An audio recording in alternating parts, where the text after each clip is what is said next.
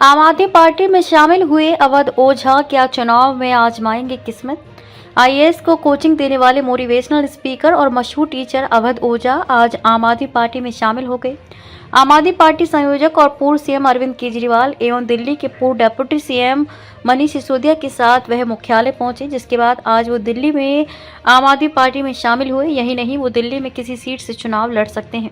अवध ओझा UP के गोंडा शहर के रहने वाले हैं और अपनी पढ़ाई के खास तरीके को लेकर चर्चित रहते हैं। सोशल मीडिया पर भी उन्हें काफ़ी पसंद किया जाता है। उन्हें सोशल मीडिया पर ओझा सर के नाम से जाना जाता है। आए दिन वो अपनी बातों और बयानों को लेकर सोशल मीडिया पर छाए रहते हैं। हालांकि फेसबुक और एक्स जैसी साइट पर उनका अपना कोई अकाउंट नहीं है। उनकी काफ़ी लोकप्रियता है। दिल्ली से चुनाव लड़ सकते हैं अवध ओझा दिल्ली में किसी विधानसभा सीट से चुनाव लड़ सकते हैं। सूत्रों के मुताबिक उनकी सीट तय भी की जा चुकी है। हालांकि ये सीट कौन सी होगी, इसकी जानकारी नहीं मिल पाई है। इससे पहले एक न्यूज चैनल को दिए इंटरव्यू में वो आप नेता अरविंद केजरीवाल की तारीफ भी कर चुके हैं। उन्होंने केजरीवाल को राष्ट्रीय राजनीति का आदमी बताया था। उन्होंने कहा कि केजरीवाल अगर थोड़ा सा खुद को संभालने के साथ साथ अगर सहयोगियों को संभालते तो आज पिक्चर कुछ और होती।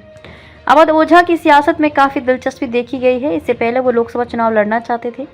अवध ओझा प्रयागराज सीट से चुनाव लड़ना चाहते थे। इस सिलसिले में उनकी बीजेपी के कई नेताओं से मुलाकात भी हुई थी, लेकिन उनको टिकट नहीं मिल पाया था। प्रयागराज के अलावा कैसरगंज सीट से भी उनके चुनाव लड़ने की चर्चा थी। अवध ओझा सियासी तौर पर भी काफी एक्टिव रहते हैं। वो राहुल गांधी से लेकर प्रियंका गांधी और अखिलेश यादव को लेकर भी बयान दे चुके हैं। उन्होंने अखिलेश यादव को एक विजनरी नेता बताया और कहा कि वो देश के प्रधानमंत्री बन सकते हैं। उन्होंने राहुल गांधी को प्रियंका गांधी से बेहतर नेता बताया था और कहा कि प्रियंका एक अच्छी कोऑर्डिनेटर और आयोजक हैं।